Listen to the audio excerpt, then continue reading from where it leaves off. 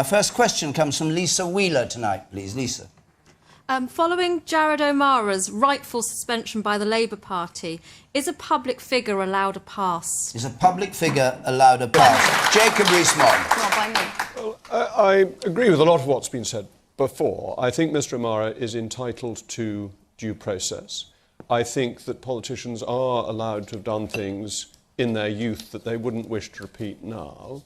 But there must be limits, that there must be some things that we feel are so beyond the pale and so indicative of a political belief that they become inexcusable. And I would go further. I think we should be really worried as a society with online abuse.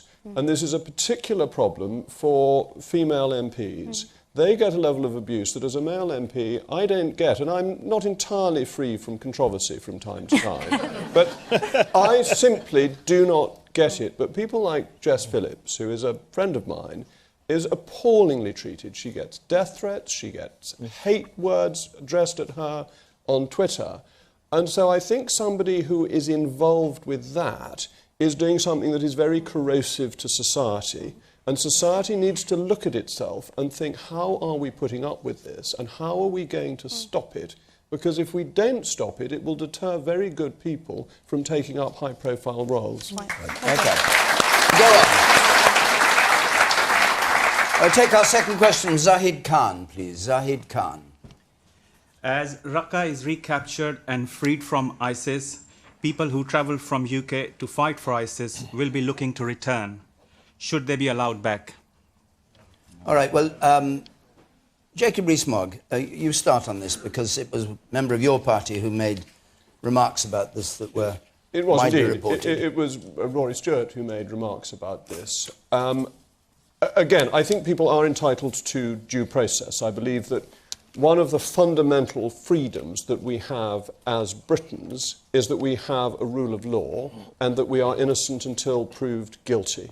And that should always apply. I think it's wrong to say that people are guilty before you've got evidence. Rory Stewart said, let me just quote him, that IS fighters are a serious danger to us. Unfortunately, the only way of dealing with them will be, in almost every case, to kill them. Look, I'm not in favour of capital punishment, and I'm certainly not in favour of the state taking life without due process. That if you are at war, people get killed, but we are not going to be fighting with these people on a battlefield. To take them out using special services, I think, would be illegal under UK and international law. But we must make sure that they are properly vetted when they get back. We must make sure that they have if they have committed crimes, that they are given very long sentences. And if necessary, we must hold them until we've had a chance to investigate, which I would not normally be in favour of, but I think you can make a reasonable guess that if you've gone out to fight for ISIS, you are a fairly undesirable person. You mean hold them indefinitely? Not indefinitely. Hold them for a limited time to try and gather evidence so that you can then bring them to trial. I think it is a reasonable assumption that most people who have gone out there are likely to have committed crimes whilst they're out there, but a reasonable assumption should not deprive somebody of their liberty forever. Jacob, just the last one. Just two thoughts. One is that if we lower ourselves to the level of ISIS, we destroy our own values more effectively they can do it to us.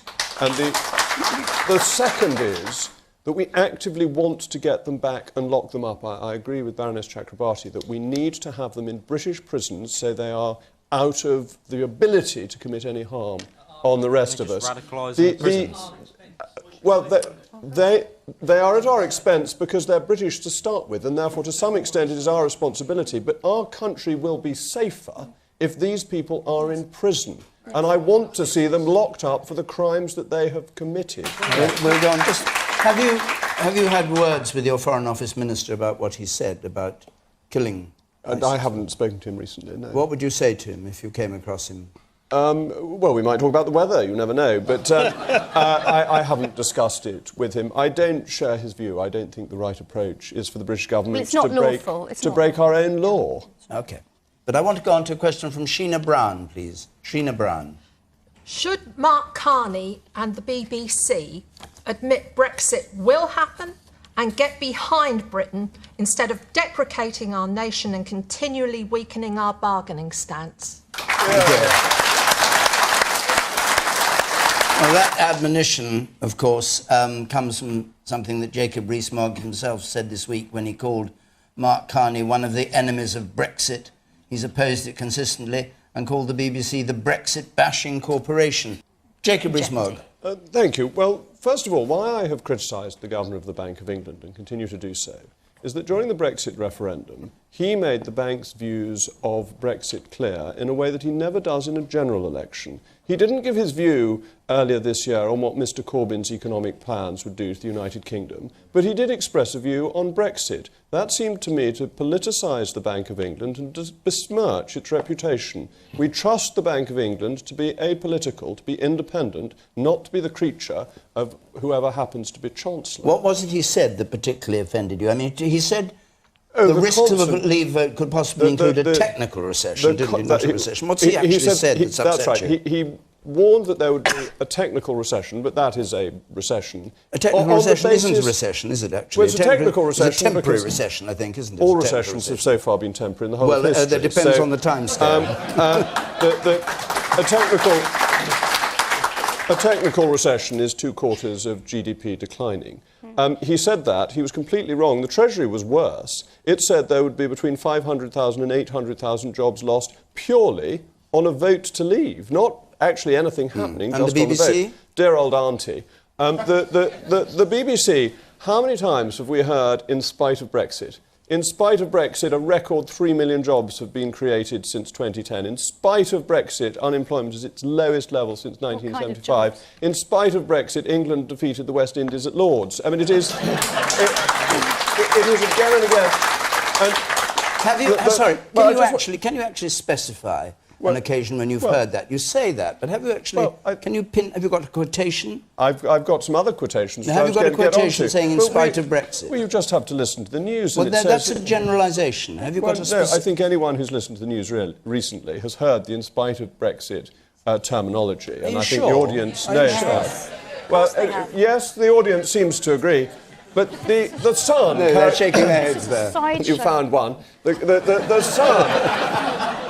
The Sun carried out a survey of the Andrew Marr...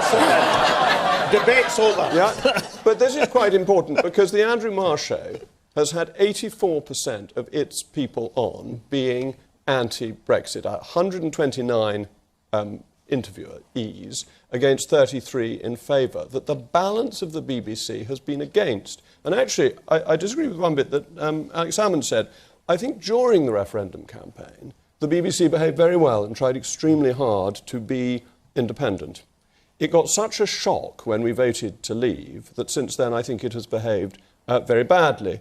And I think that the situation we're in terms of the negotiations is exactly what you would expect. We have the 2-year time limit. If we hadn't exercised Article 50, the vote would simply not have been implemented. The government had to exercise Article 50, and it's now getting on with it. And of course it's an argument. That's the nature of the negotiation. It's going to take a lifetime to fix this situation, however it goes. It seems to me it makes it even more important that he should have been impartial. On the economy. This is such an opportunity. When we leave, we can set our own tariffs. Tariffs set at the European level make food, clothing and footwear more expensive. They are the highest proportion of the poorest in society's expenditure. If we can get rid of those tariffs, we help the worst off in society. That is a real benefit. So why does your Chancellor of the Exchequer not accept this and sound so gloomy? Because all the Treasury forecasts assume that instead of cutting tariffs on the rest of the world, we raise tariffs against the EU. That is completely insane. The Treasury's forecasts are even worse than the Bank of England. Let's go to another subject. From Alice Moore, your question, please, Alice Moore.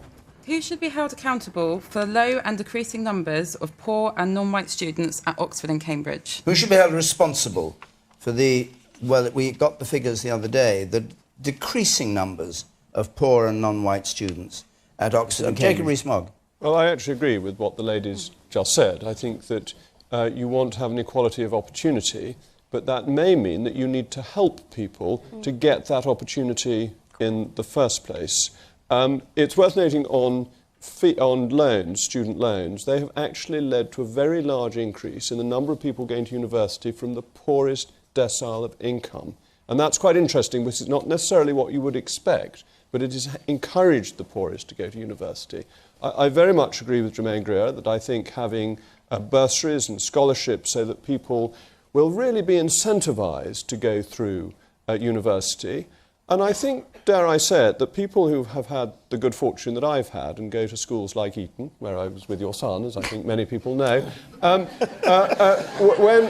when you've had that great advantage, it is not unreasonable for the people examining you when you get to Oxford and Cambridge to recognise that you have had every possible advantage, and somebody who hasn't had so many advantages, but who may have done less well in the exam, may actually be cleverer and more able. And I think it's perfectly fair to maintain equality of opportunity by recognising that there have been inequalities in the early But there is a distinction, isn't there, between the number of people, the percentage of people from the lowest financial decile, economic decile, going to university, and the numbers going to Oxford and Cambridge. That's absolutely true. And is it important, in your view, that the entry to Oxford and Cambridge should be opening up in the same way as all the other universities? Absolutely. It's very important that Oxford and Cambridge maintain their world-beating standard, and therefore they should not take quotas, but what they should do is make it as easy as possible for clever people from disadvantaged backgrounds to get in. And going out to schools, and it's brilliant to hear that schools are encouraging people to apply, because certainly anecdotally once heard the reverse, and that some pupils are told, don't try for Oxford and Cambridge, it won't suit you. And that really shouldn't happen. That should be strongly discouraged. And schools should work with the universities to encourage bright people to go, not just because that's the right thing to do for the individuals, but it's also very good for the country, that if our brightest people get the best education, that is going to be very good for the country over the next generation. Paul Pritchard, let's have a last question from you. Should congestion charging be introduced in all cities to improve air quality? Well, London has now introduced a congestion charge of £10 for old vehicles, old diesel vehicles and all that. And we only have 2 or 3 minutes left. Jacob Rees-Mogg. OK, in London, the congestion's worse even though there are fewer cars on the road, and that's because they've narrowed half the road so you can't get anywhere. I don't believe that government should make people's lives more difficult, and diesel is one of the real scandals of government policy of the last 20 years. As Camilla was saying, people were encouraged to buy diesels because of worries about carbon dioxide, ignoring the nitrous oxides and the particulates from diesel, which have killed people, have meant people have died younger than they should have done. This is a real scandal of public policy. And no, I don't think the answer is penalising the motorist. Most of us actually want to drive into cities, particularly if you represent a rural constituency like mine. People who want to go into Bath or Bristol, they want to drive in. It would take them all week to get a bus. They'd have to devote their whole life to plotting the bus route. They want to drive in and out, and I think politics is about making life easier for people, allowing them to do what they want to do and taking obstacles out of their way, not ordering them about how they should lead their lives. So definitely Well, I was listening to Jacob, and I was thinking that this is a man who once campaigned in a Bentley in central Fife. Luckily, there was no congesting charges. Until next Thursday, from Question Time. Good night.